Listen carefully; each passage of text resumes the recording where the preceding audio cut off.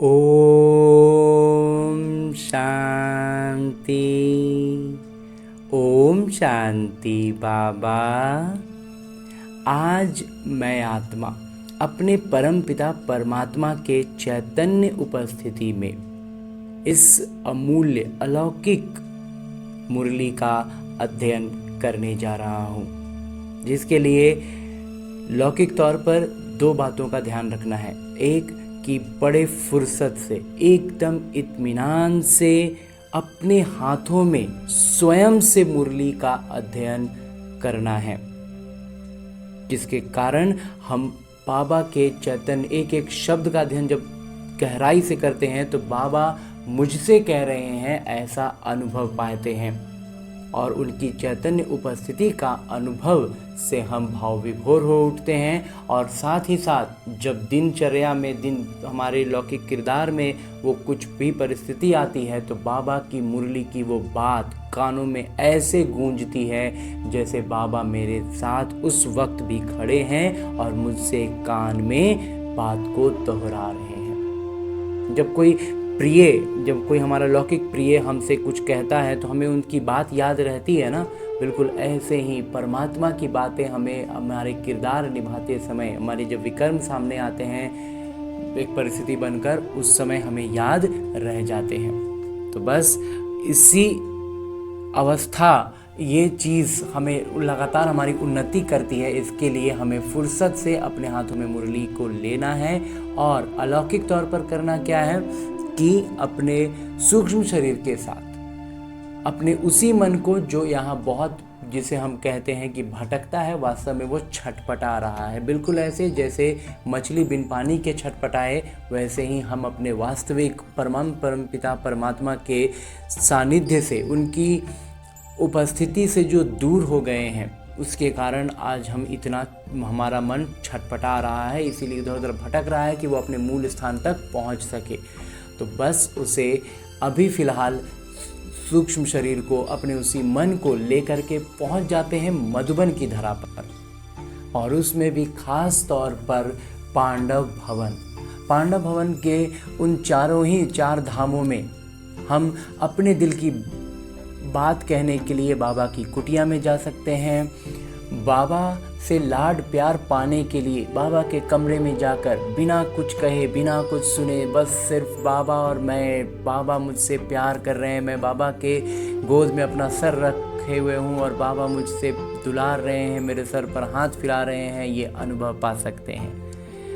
और जब खुशियों का समय कुछ अनुभव प्राप्त करें, कुछ अलौकिक सफलता प्राप्त करें, तो बाबा के संग झूले में बैठकर झूला झूल सकते हैं। और जब हम बिंदु रूप में स्थित होने की अभ्यास करनी हो तो पहुंच जाएं बाबा के उस शांति स्तंभ के पास, जहाँ बाबा अव्यक्त स्मृति के लिए उस स्तंभ है, वो स्थान है। तो वहाँ सूक्ष्म शरीर के साथ पहुँच जाना है। अभी फ़िलहाल हम चलते हैं हिस्ट्री हॉल में, जहाँ साकार तन का आधार लेते हुए मेरे बाबा ने ये मुरली चलाई थी।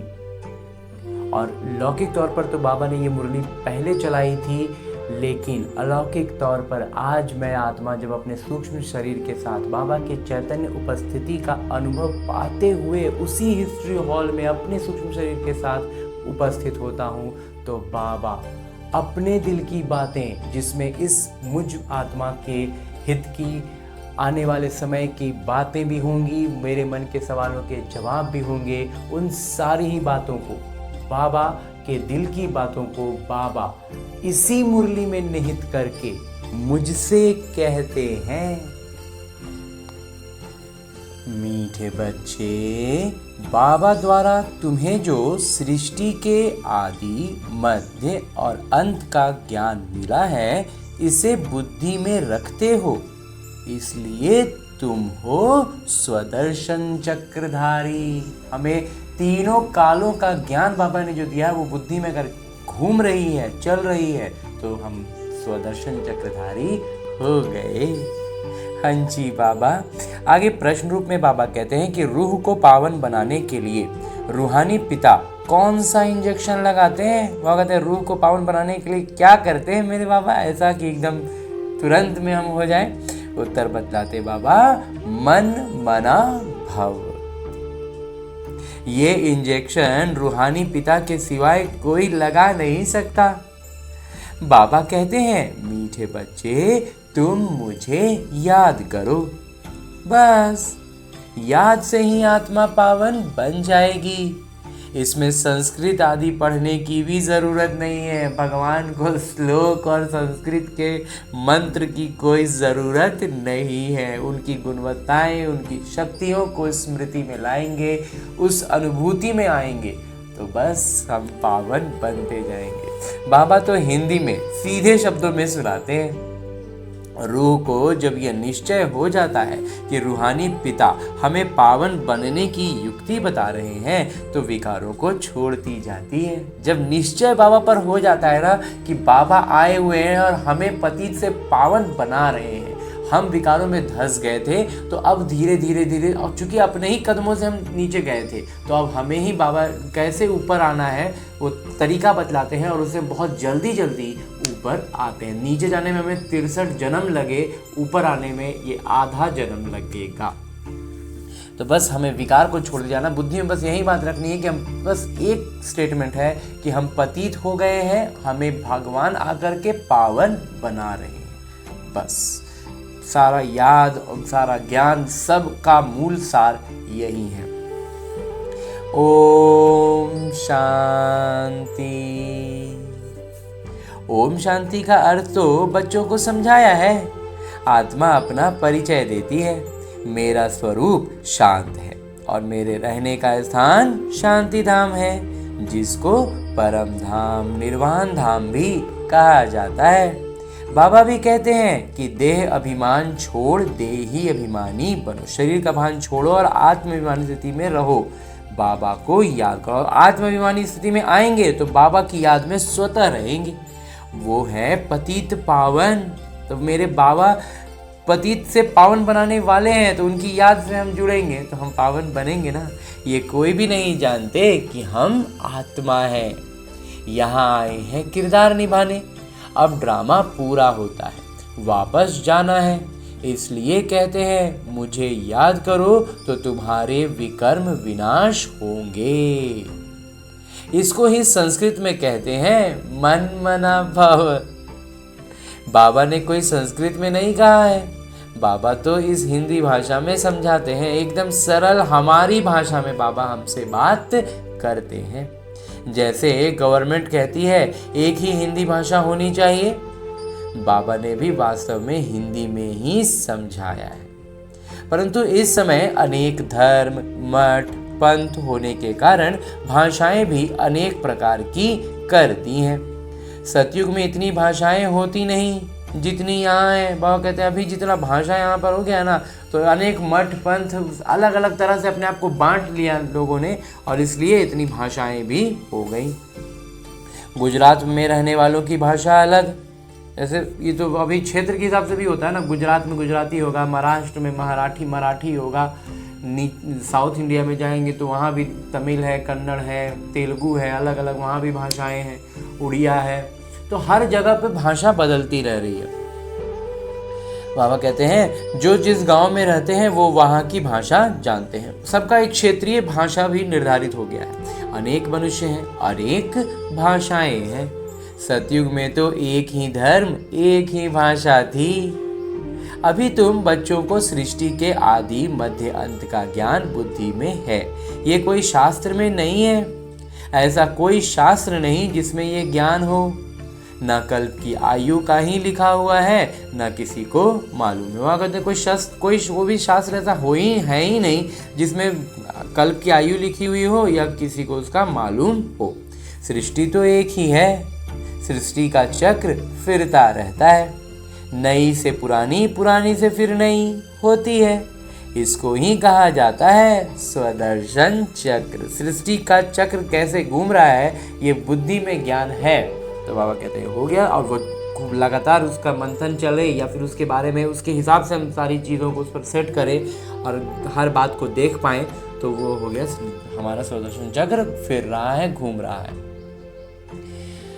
आत्मा को ज्ञान रहता है ये सृष्टि चक्र कैसे फिरता है, वो फिर श्री कृष्ण को, विष्णु को सुदर्शन चक्र दे देते हैं। तो उनको देवी देवता समझते हैं, तो सोचते हैं कि ये सब उनके पास होने चाहिए उनको अलंकृत करने के लिए। अब बाबा समझाते हैं उन्हों को तो ज्ञान था ही नहीं, अभी जो ज्ञान हम बच्चों के पास है वो ज्ञान उनके पास थोड़ा ही था। सृष्टि के आदि मध्य अंत का ज्ञान बाबा ही देते हैं। ये है स्वदर्शन चक्र, बाकी कोई हिंसा की बात नहीं। बाकी स्वदर्शन चक्र से जो वहाँ दिखलाते हैं हमें भक्ति में कि वो स्वदर्शन चक्र से गला काट देते थे, बाबा कहते हैं ऐसी कोई बात, हिंसा की कोई बात ही नहीं है जिससे गला कट जाए। ये सब झूठ लिख दिया है, मतलब कुछ बहुत कुछ इसमें मनगढ़ंत भी डाला हुआ है। ये ज्ञान बाबा के सिवाय कोई मनुष्य मात्र दे ना सके। मनुष्य को कभी भगवान कह नहीं सकते। जब ब्रह्मा, विष्णु, शंकर को भी देवता कहा जाता है, जो बाबा की महिमा है वो देवताओं की भी नहीं। बाबा कहते हैं जो महिमा देवताओं की होती है ना, वो परमपिता की भी नहीं होती है।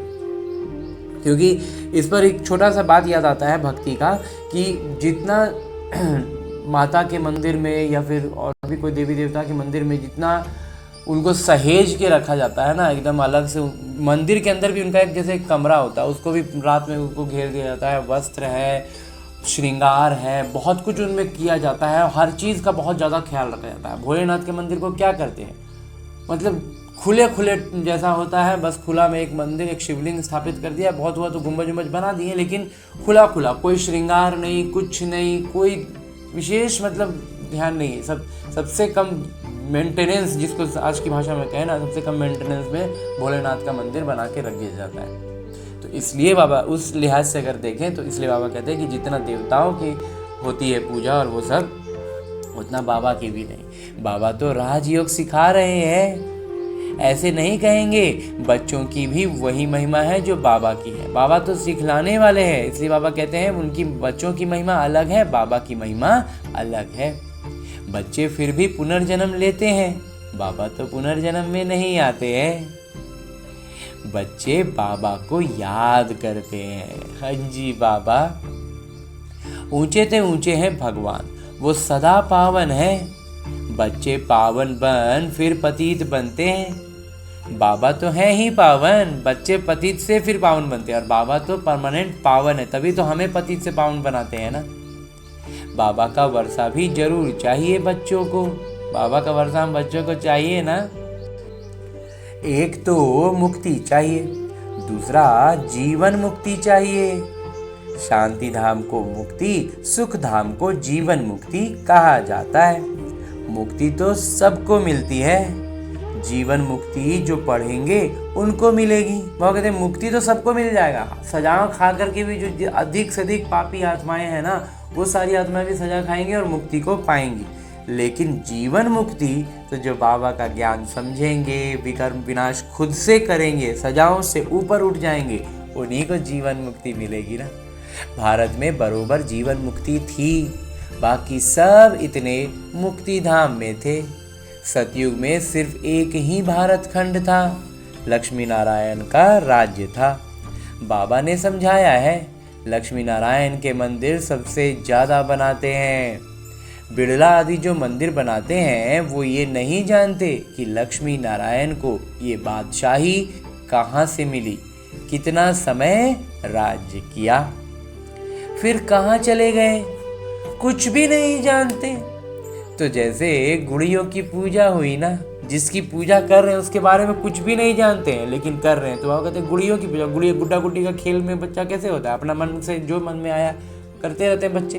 इसको कहा जाता है भक्ति, और उसी गुड़िया गुड्डी के खेल को बाबा भक्ति का नाम देते हैं। आप ही पूज्य फिर आप ही पुजारी। पूज्य और पुजारी में बहुत फर्क है, उनका भी अर्थ होगा ना। पतित उनको कहा जाता है जो विकारी हैं। वहाँ कहते हैं पूज्य और पुजारी में तो जो फर्क है उसका कोई अर्थ निकलेगा, अंतर का मतलब क्या, कुछ तो अंतर रहेगा। क्या अंतर है, तो वो विकारी होते हैं। क्रोधी को पतित नहीं कहेंगे, जो विकार में जाते हैं उनको पतित कहा जाता है। बाबा कहते हैं क्रोध भी विकार की श्रेणी में है, लेकिन क्रोध करने वाला, सिर्फ क्रोध अगर है तो वो पतित की श्रेणी में उसको बाबा नहीं रखते हैं। बाबा कहते हैं पतित वो हुआ जो काम विकार में गिरता है, उसको पतित कहते हैं। इस समय तुमको ज्ञान अमृत मिलता है, ज्ञान के सागर है ही एक बाबा। बाबा ने समझाया है ये भारत ही सतो प्रधान ऊंचते ऊंच था, अभी तमो प्रधान है, ये तुम्हारी बुद्धि में है। यहाँ कोई राजाई तो है नहीं, ये है ही प्रजा का प्रजा पर राज्य, यहाँ कोई राजा है ही नहीं। वास्तविकता भी यही है ना, लौकिक तौर पर भी तो सतयुग में बहुत थोड़े होते हैं, अभी तो कितने हैं। विनाश की तैयारियां भी होती हैं, दिल्ली परिस्तान तो बनना ही है, परंतु ये कोई जानते नहीं है। वो तो समझते हैं ये न्यू दिल्ली है दिल्ली में जो न्यू दिल्ली बन गया सोचते यही हो गई न्यू दिल्ली। और कहते हैं इस पुरानी दुनिया को पलटाने वाला कौन है, ये किसी को पता नहीं है, कोई शास्त्र में भी नहीं है। समझाने वाले एक ही बाबा हैं, सिर्फ बाबा ही हैं ये जो बात हमें बतलाते हैं, समझाते हैं। अभी तुम बच्चे नई दुनिया के लिए तैयारी कर रहे हो, कौड़ी से हीरे मिसल बन रहे हो। भारत कितना सॉल्वेंट था, दूसरा कोई धर्म नहीं था, अभी तो अनेक धर्म हैं। अब रहम दिल बाबा को याद करते हैं, भारत सुखधाम था, ये भूल गए हैं। भारत इतना श्रेष्ठ था, ये बात भूल गए ना। अब तो भारत का क्या हाल है, नहीं तो भारत स्वर्ग था। अभी कुछ 100-200 साल भी पहले भी चले जाए ना, तो वास्तविक इतिहास पढ़ें जाने तो मालूम होता है कि बहुत धन उस समय तक था। मतलब कलयुग के अंत के लगभग का समय आ गया ना, 200 साल पहले तक जाएं, 200-250 साल पहले, मतलब 1700 1750 ईस्वी तक भी इतना धन था कि बहुत ज़्यादा धन था। गरीब मतलब चोर और भिखारी सिंगल पीस नहीं थे पूरे भारत में, पूरब से लेकर पश्चिम, उत्तर से लेकर दक्षिण।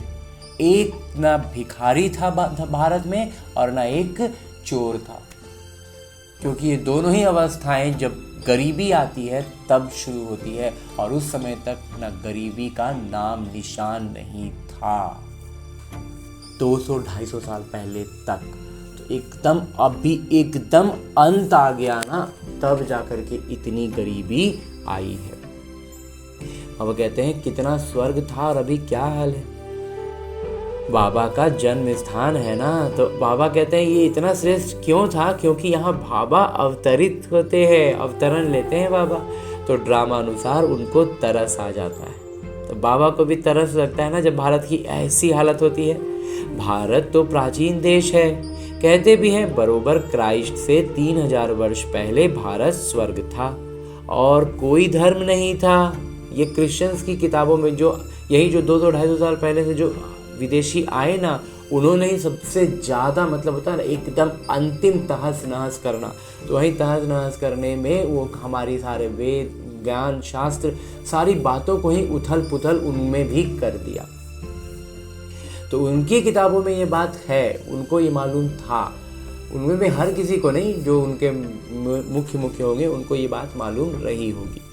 अभी ये भारत बिल्कुल पट आकर पड़ा, एकदम जिसको एकदम औंधे मुंह गिरना कहते हैं ना, वैसे गिर गया है। गाते तो हैं भारत हमारा देश सबसे ऊंच था, नाम ही था हेवन, स्वर्ग। भारत की महिमा का भी कोई को पता नहीं। बाबा कहते हैं बाबा की तो महिमा नहीं जानते हैं, खुद का परिचय भी नहीं है, भारत का भी जो वास्तविक इतिहास रहा ना उसको भी नहीं जानते हैं। बाबा ही आकर भारत की कहानी समझाते हैं। भारत की कहानी मतलब दुनिया की, इसको सत्यनारायण की कहानी कहा जाता है। दुनिया की कहानी पूरा उसके राजा विश्व महाराजा विष्णु हो गए, तो बाबा इसलिए कहते हैं ये किसकी कहानी हो गई, दुनिया की कहानी। और वो दुनिया की कहानी का मतलब सत्यनारायण की कथा। बाबा ही बैठ समझाते हैं, पूरे 5000 वर्ष पहले भारत में लक्ष्मी नारायण का राज्य था, जिन्हों के चित्र भी हैं, परंतु उन्हों को ये राज्य कैसे मिला? सतयुग के पहले क्या था? ये 4 युगों का गायन समझते हैं भक्ति में भी, लेकिन उसमें उस हिसाब से सतयुग के पहले क्या था? संगम के पहले क्या था? कलयुग। तो ये है संगम युग। तो संगम युग का बात भी तो बाबा ही बतलाते हैं। तो सतयुग के पहले कलयुग था, तो कलयुग से ऐसा क्या हुआ कि सतयुग बन गया? तो वो चीज हमें अब समझ में आती है कि संगम युग आया। और कहते हैं ये है संगम युग, जिसमें बाबा को आना पड़ता है, क्योंकि अब पुरानी दुनिया को नया बनाना हो तभी मुझे आना पड़ता है। जब वो कहते हैं अब इस पतित दुनिया पुरानी दुनिया को नया बनाना, तभी तो आना पड़ेगा ना, पतित दुनिया को पावन बनाने। मेरे लिए फिर कह दिया है सर्वव्यापी, युगे युगे युगे आता है, तो मनुष्य ही मूंझ गए। एक तरफ सर्वव्यापी कहते हैं, दूसरी तरफ कहते हैं युगे युगे आते हैं। सच्चाई तो दोनों में नहीं है, लेकिन फिर भी दोनों आपस में कॉन्ट्राडिक्ट है। संगम युग को सिर्फ तुम जानते हो। तुम कौन हो? बोर्ड पर लिखा हुआ है, प्रजापिता ब्रह्मा कुमार कुमारी। अब ब्रह्मा के पिता कौन? शिव। ऊंचते ऊंच, पीछे है ब्रह्मा। फिर ब्रह्मा द्वारा रचना होती है। प्रजापिता तो जरूर ब्रह्मा को ही कहा जाता है, शिव को प्रजापिता नहीं कहेंगे। शिव सभी आत्माओं के निराकार पिता है। शिव जो है वो सभी आत्माओं के पिता है, निराकार। फिर यहाँ आकर प्रजापिता ब्रह्मा द्वारा हम बच्चों को गोद लेते हैं। बाबा समझाते हैं, मैंने इनमें प्रवेश किया है, उन द्वारा तुम मुख वंशावली ब्राह्मण बने हो। ब्रह्मा द्वारा ही तुमको ब्राह्मण बनाए, फिर देवता बनाता हूं। अभी तुम ब्रह्मा के बच्चे बने हो। ब्रह्मा किसके बच्चे? ब्रह्मा के पिता का कोई नाम है, वो है शिव निराकार पिता। वो आकर इनमें प्रवेश कर गोद लेते हैं, मुख वंशावली बनाते हैं। बाबा कहते हैं, मैं इनके बहुत जन्मों के अंत में प्रवेश करता हूँ, ये हमारे बन जाते हैं, सन्यास धारण करते हैं। किसका सन्यास? 5 विकारों का। बाबा कहते हैं ये तो एक साधारण मनुष्य थे, जैसे हम सभी वैसे ही थे, लेकिन जब बाबा उनमें प्रवेश करते हैं ना, तब वो सन्यास करते हैं। कैसा सन्यास? 5 विकारों का सन्यास। और जब वो सन्यास करते हैं, विकारों को छोड़ते हैं, तब बाबा उनको अलंकृत करते हैं, नाम से सुशोभित करते हैं, और वो है ब्रह्मा। ब्रह्मा नाम से बाबा उनको सुशोभित करते हैं। तो बाबा कहते हैं और घर बार छोड़ने की दरकार नहीं है। तो वहाँ पर लौकिक रीति का घर बार छोड़ने की कोई बात ही नहीं होती है। गृहस्थ व्यवहार में रहते पवित्र रहना है। माँ में कम याद करो तो तुम्हारे विकर्म विनाश हो जाएंगे। यही योग है। योग का मतलब बाबा की याद, याद का मतलब बाबा की गुणवत्ताएं और शक्तियों की जागृति। बाबा कहते हैं यही योग है जिससे खाद निकलती। तो बाबा की गुणवत्ताएं शक्तियां जागृत होंगी तो फिर कोई विकार अंदर बचेगा क्या? वो तो निकलना ही है ना। खाद निकल जाती है और तुम सतो प्रधान बन जाते हो। भक्ति में तो भल कितने भी गंगा स्नान करें, जप तप आदि करें, नीचे उतरना जरूर है। मार्ग ही गलत है ना, सीढ़ी है तो सोच रहे हैं कि हम आगे बढ़ रहे हैं, लेकिन सीढ़ी से वास्तव में नीचे और गहरे में गहराई में उतर जा रहे हैं, धस जा रहे हैं। सतो प्रधान थे, अब तमो प्रधान है, फिर सतो प्रधान कैसे बने? सो सिवाय बाबा के कोई रास्ता बता ना सके। बाबा तो बिल्कुल ही सहज रीति बताते हैं, मामेकम याद करो। ये आत्माओं से बात करते हैं, कोई गुजरातियों व सिंधियों से बात नहीं करते। बाबा आत्माओं से बात करते हैं, गुजराती और सिंधियों से बात नहीं करते। कहने का मतलब यहाँ पर हमने अपने आप को आज के मनुष्यों ने जो तमो प्रधानता में बढ़ी हुई है, तमो प्रधान हुए हैं, वो कई तरीकों से अपने आप को बांटे हुए हैं। तो उन सरहदों और उन चीज़ों के हिसाब से बाबा ज्ञान नहीं देते हैं। बाबा इन सब से बहुत ऊपर आत्माओं को ज्ञान देते हैं। बाबा इसलिए कहते हैं गुजरातियों और सिंधियों से बात नहीं करते, ये है ही रूहानी ज्ञान, ये आत्मा का ज्ञान परमात्मा देते हैं। लौकिक रीति में हमने कैसे किसको किधर बांटा हुआ है इससे कोई फर्क नहीं पड़ता। शास्त्रों में है ही जिस्मानी ज्ञान, वहीं शास्त्रों की बात करें तो वहाँ शरीर के आधार पर है, इसीलिए तो अलग अलग धर्म अलग अलग कहानी समझाते हैं ना। लेकिन बाबा का ज्ञान अलग, किसी भी अलग धर्म से कोई मतलब कोई किसी भी तरह का बैरियर जो हमने बना कर रखा है, बाबा का ज्ञान उन सब बैरियर से बहुत ऊपर है।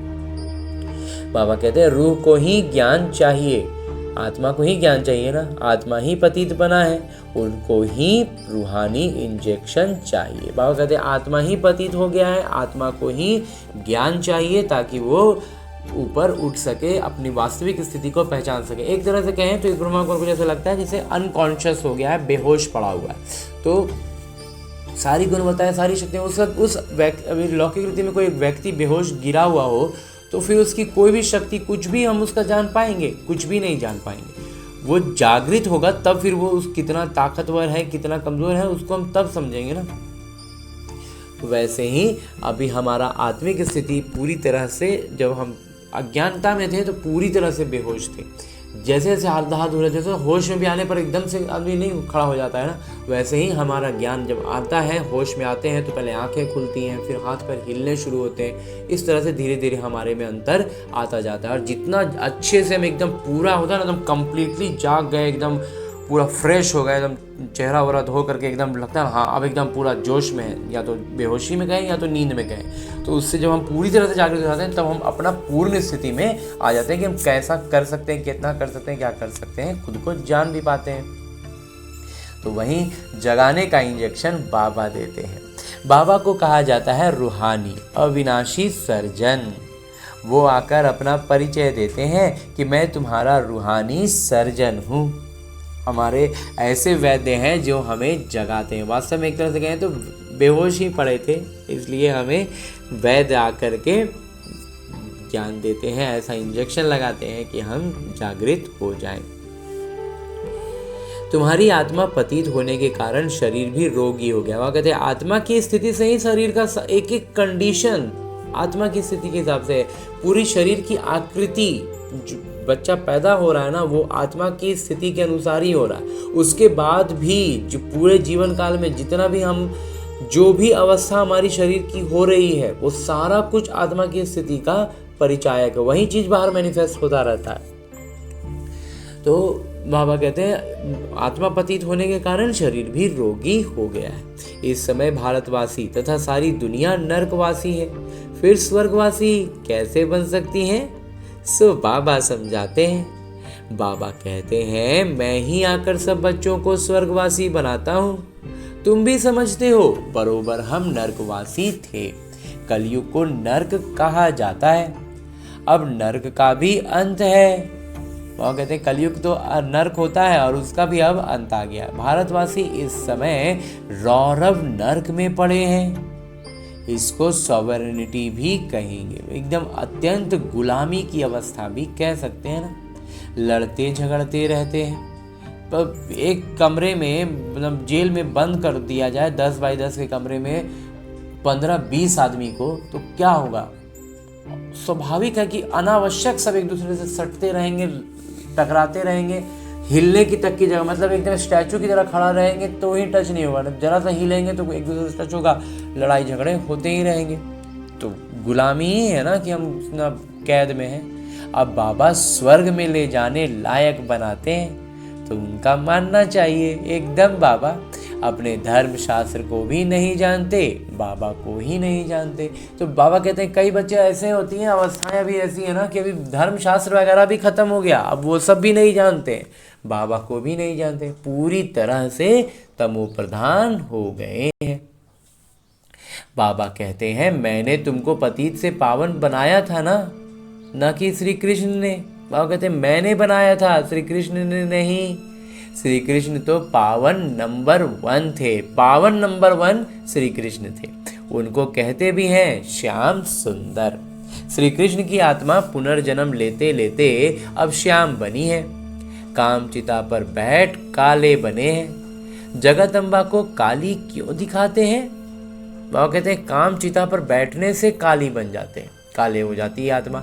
तो बाबा कहते हैं फिर जगदम्बा को भी काली दिखलाते हैं, उनका ही एक स्वरूप दिखलाते हैं ना। ये कोई नहीं जानते इसका वास्तविक अर्थ क्या हुआ। वो भी नीचे आने के कारण, काले होने के कारण आत्मा काली हो जाती है, इसलिए वो काला रूप दिखाते हैं। लेकिन भक्ति में उसी को क्रोध दिखा देते हैं कि देवता हैं, देवी हैं, और उनको क्रोध आया तो वो काली का रूप ले ली। ये सब बातें इतना मतलब एकदम बच्चों को जैसे कार्टून में ठगता है ना, वैसे ठगने वाली बात लगती है। अब जैसे श्री कृष्ण को काला दिखाया, वैसे जगदम्बा को भी काला दिखाते हैं। अब तुम काले हो फिर सुंदर बनते हो। तुम समझा सकते हो भारत बहुत सुंदर था। सुंदरता देखनी हो तो अजमेर यानी सोनी द्वारिका में देखो। स्वर्ग में सोने हीरे के महल थे, अभी तो पत्थर भित्तर के हैं, सब तो वो प्रधान है। तो बच्चे जानते हैं शिव बाबा ब्रह्मा बाबा दोनों इकट्ठे हैं। अभी तो हमको समझ में आ गया ना कि शिव बाबा ब्रह्मा बाबा दोनों इकट्ठे ये मुरली चला रहे हैं, इसलिए कहते हैं माता पिता। वर्षा शिव बाबा से मिलता है। अगर ब्रह्मा बाबा से कहेंगे तो बाकी शिव बाबा के पास क्या है। अगर ब्रह्मा बाबा मुरली चला रहे होते तो फिर शिव बाबा के पास क्या है। शिव बाबा तो स्पष्ट बता दें, ज्ञान शिव बाबा का है, मुख ब्रह्मा बाबा का है। वर्षा शिव बाबा से मिलता है ब्रह्मा द्वारा। ब्रह्मा द्वारा विष्णुपुरी की स्थापना। अभी तो रावण राज्य है, सिवाय तुम्हारे सब नरकवासी हैं। बाबा कहते हैं अभी रावण का राज्य चल रहा है। तो जो बच्चों ने बाबा का हाथ थाम लिया, गोद में आ गए, वो तो ठीक संगम पर आ गए, और जो नहीं आए वो नरकवासी ही है ना। तुम अभी संगम पर हो, अभी पतित से पावन बन रहे हो, फिर विश्व के मालिक बन जाएंगे। ये कोई मनुष्य नहीं पढ़ाते हैं, ये बातें कोई मनुष्य तो नहीं पढ़ाते हैं। तुमको मुरली कौन सुनाते हैं? शिव बाबा परम धाम से आते हैं। पुरानी दुनिया पुराने शरीर में, इतने श्रेष्ठ, इतने पावन, परम पावन मेरे बाबा इस पतित शरीर में, इस पतित दुनिया में आते हैं हम बच्चों के लिए। कोई को निश्चय हो जाए तो फिर बाबा से मिलने के सिवाय रह ना सके। बाबा कहते निश्चय हो जाए, मन में, बुद्धि में ये बात बैठ जाए कि भगवान आए हुए हैं हमसे, हमें पतित से पावन बनाने आए हैं, तो दौड़े दौड़े एकदम बाबा से मिलने आएंगे ना। तो बस हम वही कर रहे हैं। हम अपने दिनचर्या में एक समय एकदम पक्का वाला अपॉइंटमेंट फिक्स कर देते हैं बाबा के साथ। हम बाबा से ये अपॉइंटमेंट का समय बाबा के साथ का है, कुछ भी आगे पीछे नहीं। जिनकी दिनचर्या में जो समय सेट करे उसको एकदम अच्छे से सेट करना है, और उस समय पर बाबा से फुर्सत से बैठ बातें करनी है। बाबा परम धाम से हम बच्चों के लिए आए हैं, मेरे लिए आए हैं, और मैं बाबा के लिए अपने लौकिक विकारी कामों से फुर्सत नहीं निकाल सकता। बाबा कहते हैं निश्चय होगा ना तो मिलने के सिवाय रह न सके। कहें पहले बेहद के पिता से तो मिले, ठहर नहीं सकेंगे, एकदम फिर रुक नहीं पाएंगे ना। वही उमंग उत्साह में प्रतिदिन रखना है, यहाँ उलझना नहीं। यहाँ उलझने की कोई ज़रूरत ही नहीं है, पूरा हमारा प्रैक्टिस पेपर है बस। कहेंगे बेहद के पिता जो स्वर्ग के मालिक बनाते हैं, उनके पास हमको फौरन ले चलो। तो जब लौकिक में थे बाबा साकार में, तो एकदम से निश्चय होने पर एकदम मधुबन आने के लिए हड़बड़ा जाते थे कि हमको एकदम ले चलो, मिलना चाहते हैं, सामने से देखना चाहते हैं। देखो तो सही शिव बाबा का रथ कौन सा है। ठीक है वो रथ ही है, लेकिन उस रथ को तो देख लें, वो भी तो कितने भाग्यशाली होगा ना उनको भी देख पाना। वो लोग भी घोड़े को श्रृंगारते हैं, पटका निशानी रखते हैं। वहाँ कहते हैं लौकिक में भी जो होता है ना, जैसे शिव बाबा में ही हमारा एक नंदी बिठा के रखते थे। शायद किसी धर्म में घोड़े का होता है तो उसको भी श्रृंगारते हैं कि इसमें आते हैं भगवान, सवारी करते हैं इस तरह का। तो कहते हैं पटका के भी निशानी रखते हैं। तो ये सारी चीज़ें थी। तो अभी जब हमें भगवान सचमुच मिल रहे हैं तो उनके रथ को तो देख लें। वो रथ थे मोहम्मद का, जिसने धर्म स्थापन किया। वह कहते हैं ये ब्रह्मा बाबा हर धर्म के लिए भी धर्म स्थापक ही हुए ना। तो वह कहते हैं वो मोहम्मद के रथ थे। जिन्होंने धर्म की स्थापना की। भारतवासी फिर बैल को तिलक दे मंदिर में रखते हैं। तो क्या हुआ, अलग अलग धर्मों में अलग अलग तरह से कर रहे हैं। समझते हैं इस पर शिव की सवारी हुई। अब बैल पर तो न शिव की न शंकर की सवारी है, कुछ भी समझते नहीं। वह कहते हैं बैल पर तो न शिव जी की सवारी होगी न ही शंकर जी सवारी करते हैं। शिव निराकार हैं, वो कैसे सवारी करेंगे? टांगे चाहिए जो बैल पर बैठ सके। वहाँ कहते हैं शिव बाबा तो निराकार है, उनको वो बैल पर बैठने के लिए भी तो पैर चाहिए ना, दोनों तरफ पैर करके बैठेंगे बैल पर। तो इसलिए मतलब कुछ भी समझने वाली चीज है ही नहीं। निराकार बाबा है तो वो बैल पर सवारी क्या करेंगे, कैसे करेंगे? ये है अंधश्रद्धा। अच्छा, मीठे मीठे सिकिलते बच्चों प्रति माता पिता बाबा का याद प्यार और आशीर्वाद। रूहानी बाबा की रूहानी बच्चों को नमस्ते। हम रूहानी बच्चों की ओर से रूहानी माता पिता को याद प्यार और प्रणाम। धन्यवाद बाबा, धन्यवाद। मुरली के लिए भी धन्यवाद और इस अनूठे अलौकिक ब्राह्मण जीवन के लिए भी बहुत बहुत बहुत धन्यवाद बाबा, बहुत धन्यवाद। आगे आज की मुरली से लिए गए वो प्रमुख बिंदु हैं जिन्हें हमें अपने ब्राह्मण जीवन में धारण करने हैं। और ब्राह्मण सो फरिश्ता, फरिश्ता सो देवता बनना है। उसके लिए जो सबसे पहली बिंदु है वो है बाबा से जो ज्ञान अमृत मिलता है उस अमृत को पीना और पिलाना है। पुजारी से पूज्य बनने के लिए विकारों का त्याग करना है। अंजी बाबा। दूसरा है बाबा जो स्वर्ग में जाने के लायक बना रहे हैं उनकी हर बात माननी है। पूरा निश्चय बुद्धि बनना है। बाबा कहते हैं स्वर्ग जाने के लायक बना रहे हैं ना, तो फिर हर बात माननी है। पूरा निश्चय बुद्धि रहना है, आधा अधूरा नहीं। जी बाबा। और आगे मेरे बाबा वरदान दे रहे हैं।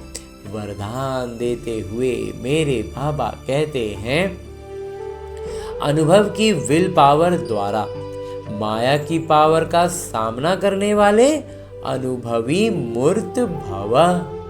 बाबा कहते हैं अनुभव की विल पावर, जो अनुभव हमें हुआ है परमपिता परमात्मा का, उस शक्ति का, उस अनुभव की शक्ति द्वारा हम क्या करें? पावर का, माया की पावर का सामना करना है। तो अब उस शक्ति के साथ हमें माया की शक्ति से जो हमें माया वार करता है उस पर हमें सामना करना है और ज़्यादा अनुभवी मूर्त बन जाना है। हर बार माया का वार आएगा, हम अपने अनुभव की शक्ति का उसमें इस्तेमाल करेंगे और माया से जीत पाएंगे, तो हमारा अनुभव और बढ़ जाएगा कि बाबा कैसे मेरे साथ रहकर मुझे विजयी दिलाते हैं। हम कैसे बाबा की गुणवत्ताओं शक्तियों से भरपूर रहकर माया पर जीत पाते जाते हैं और बाबा की याद और सरल और सहज होती जाती है। विस्तार से बाबा कहते हैं सबसे पावरफुल अवस्था है अपना अनुभव। अनुभवी आत्मा अपने अनुभव की विल पावर से माया की कोई भी पावर का, सभी बातों का, सर्व समस्याओं का सहज ही सामना कर सकती है और सभी आत्माओं को संतुष्ट भी कर सकती है। सामना करने की शक्ति से सर्व को संतुष्ट करने की शक्ति अनुभव के विल पावर से सहज प्राप्त होती है। और कहते हैं सामना करने की जो शक्ति है ना और सर्व को संतुष्ट करने की जो शक्ति है, ये दोनों ही शक्तियां अनुभव के विल पावर से बाबा कहते हैं सहज प्राप्त होती हैं। हमारा अनुभव जो है ना, सामना करने की भी शक्ति हमें देता है और अन्य को संतुष्ट करने के लिए मतलब कि समाने की भी शक्ति देता है। इसलिए हर खजाने को अनुभव में लाकर अनुभवी मूर्त बनो। तो इसलिए वहाँ कहते हैं जो भी खजाने मिलते हैं ना, हर एक गुण बाबा का खजाना है, हर एक शक्ति एक खजाना है। तो उसको इस जीवन में, ये जो हमारा लौकिक जीवन है, इसमें अभ्यास के रूप में उसका इस्तेमाल करेंगे और अनुभवी मूर्त बनते जाएंगे। जैसे इस ब्रह्म कुमार को भी विकर्म विनाश होने के अनुभव हो रहे हैं ना, वैसे हम और ज़्यादा बाबा के करीब आते जाते हैं, एकदम सहज होता जाता है। तो वैसे ही बाबा कहते हैं उसको अनुभवी मूर्त बनते जाओ। हर खजाने को, हर एक गुण, हर एक शक्ति का इस्तेमाल अपने इस जीवन में, इस प्रैक्टिस पेपर में इस्तेमाल करो तो एकदम से हर तरह से निपुण हो जाएंगे। हाँ जी बाबा। और आगे स्लोगन है, मुरली का उपदेश है, एक दूसरे को देखने के बजाय स्वयं को देखो और परिवर्तन करो। बाबा कहते हैं एक दूसरे को अब देखना बंद कर दो, एक दूसरा को देखने के बजाय क्या करो, स्वयं को देखो और अपने आप को ही परिवर्तन करो। तो खुद को देखेंगे, खुद को परिवर्तन करेंगे ना, तो वही हो गई ना, ज्ञान का मंथन करते जाएंगे, ज्ञान में कदम आगे बढ़ाएंगे, योग बढ़ता जाएगा, ज्ञान योग आगे आगे चलेंगे तो जाहिर सी बात है धारणा होगी ही, स्पष्ट होगा ज्ञान तो धारण करेंगे ही, याद में रहेंगे तो धारणा बढ़ेगी ही, और ज्ञान योग धारणा हो गई तो सेवा स्वतः होने लगेगी। इसलिए एक दूसरे को देखना नहीं है कि वो सेवा कर रहे हैं, नहीं कर रहे हैं, क्या कर रहे हैं, कैसे कर रहे हैं। हाँ जी बाबा। और अभी तक हमने परमपिता परमात्मा से इतना श्रेष्ठ, अलौकिक, अमूल्य, साकार मुरली को परमपिता परमात्मा के चैतन्य उपस्थिति में अध्ययन करने का प्रयास किया और अनुभव भी किया ना। अब मेरे बाबा इसी अव्यक्त स्वरूप में स्थित रहते हुए एक इशारा देते हैं कि सदा अचल अडोल एक रस स्थिति का अनुभव करो, और ऐसा करने के लिए हर दिन अलग अलग आयामों से अलग अलग इशारे देते हुए मेरे बाबा कहते हैं अपने आप को जांच करो, हर शक्ति का, हर प्राप्ति का, हर गुण का अनुभव है। हर चीज का बाबा कहते हैं अनुभव, हर शक्ति का, हर प्राप्ति का, हर गुण का अनुभव है। अगर अनुभव की अथॉरिटी है तो कोई भी परिस्थिति अनुभव की अथॉरिटी के आगे कुछ भी प्रभाव नहीं डाल सकती। बाबा कहते हैं अनुभव की अथॉरिटी रहेगी ना तो फिर कोई प्रभाव नहीं पड़ने वाला है, अचल अडोल हम आसानी से रह लेंगे। अनुभवी मूर्त कभी भी किसी भी परिस्थिति में अचल अडोल रहते हैं। उसके आगे माया का ना रूप ना उनको एकदम मतलब बैक स्टेज पे वो आ जाते हैं। तो बैक स्टेज में पर्दे पर कोई कुछ भी कर रहा हो उसको सब खिलवाड़ा दिखने लगता है, हलचल में नहीं आते, क्योंकि सबसे बड़े में बड़ी अथॉरिटी अनुभव है। बाबा कहते हैं सबसे ज्यादा बड़ा अथॉरिटी कोई है तो वो है अनुभव। बाबा का जो अनुभव हो गया ना, कल भी बाबा ने कहा था ना, जिसको अनुभव हो गया ना कि चीनी मीठा है तो फिर कोई कुछ भी करता रहे, माथा पटक के मर जाए, लेकिन वो थोड़ी भूलेगा कि चीनी मीठा है। बस मेरे बाबा भी तो उससे पदम गुना मीठे हैं ना। आवाहन करो, जिस समय जिस शक्ति का वो सेकंड में सहयोगी बनेगी। बाबा कहते हैं अनुभव बढ़ाते जाओ, अभ्यास बढ़ता जाएगा, अनुभव बढ़ता जाएगा तो फिर जिस समय जिस शक्ति को आवाहन करेंगे ना एक क्षण में वो हाजिर होगी और हमारी सहयोगी बनेगी। हम एकदम सहजता से, सरलता से हर एक परिस्थिति को पार करने में निपुण हो जाएंगे। सहज योगी बनने का, सहयोगी बनने का मतलब हो गया, सहजता से करने का अर्थ हो गया निपुण, एकदम एक्सपर्ट जिसको कहते हैं अंग्रेजी में। हाँ जी बाबा। अच्छा, ओम शांति। और अब हमने परमपिता परमात्मा का इतना श्रेष्ठ ज्ञान मुरली को उनकी चैतन्य उपस्थिति में अध्ययन किया, उनसे वरदान प्राप्त किया। इशारे अव्यक्त रूप में स्थित होकर बाबा ने जो इशारा दिया उसे भी जान लिया। अब हमें करना क्या है, हमें अपने इस लक्ष्य को याद रखना है कि हमें लक्ष्मी नारायण बनना है, विश्व महाराजा बनना है।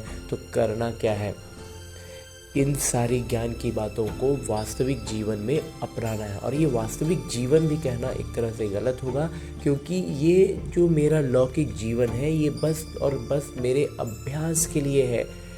उसका एक अभ्यास पुस्तिका है जिसमें आने वाली हर परिस्थिति मेरे लिए एक प्रश्न है, और उस प्रश्न का मैं कितना आत्माभिमानी स्थिति में रहकर उत्तर देता हूँ, उस पर अपनी प्रतिक्रिया देता हूँ, वही निर्धारित कर रहा है कि मैं अपने लक्ष्य के कितने करीब पहुँच रहा हूँ। तो इसके लिए अभी फिलहाल हमें लौटना है अपने इस स्थूल शरीर में, अपने इस किरदार, जहाँ मुझे न केवल अपने सारे आत्मिक गुणों की स्मृति रखनी है बल्कि अष्ट शक्तियों की जागृति रखनी है। और उन अष्ट शक्तियों को इस ब्रह्मा कुमार ने अपने मंथन से इस क्रम में सजाया है कि सबसे पहले हमारे भीतर ज्ञान के बाद जो शक्ति जागृत होती है वो होती है सहन शक्ति।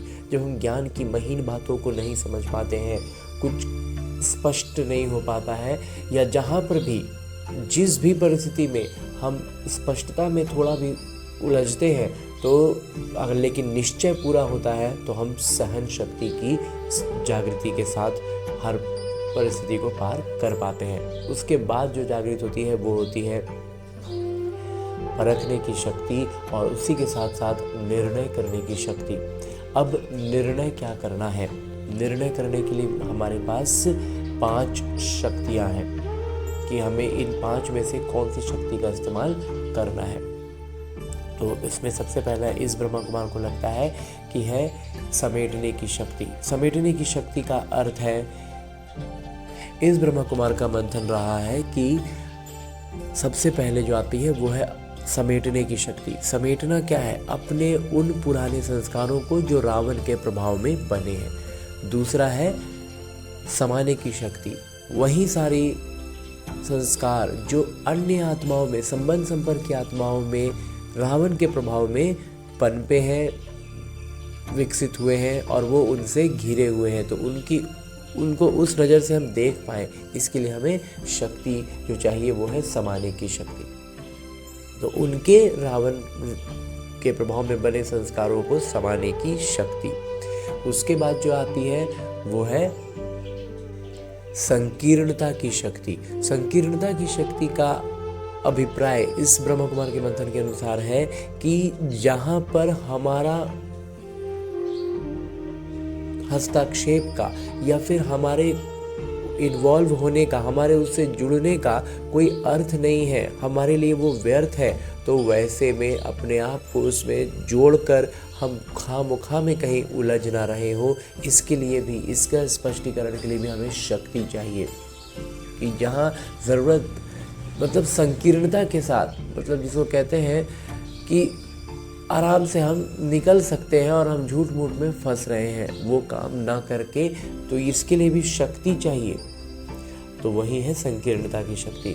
उसके बाद जो है वो है सामना करने की शक्ति। तो ये भी हमें परखना होगा ना कि हम यहाँ से एकदम, मतलब बिना किसी जुड़ाव के एकदम सीधे निकल सकते हैं या फिर हम निकल नहीं सकते, तो हमें उसका सामना करना ही है।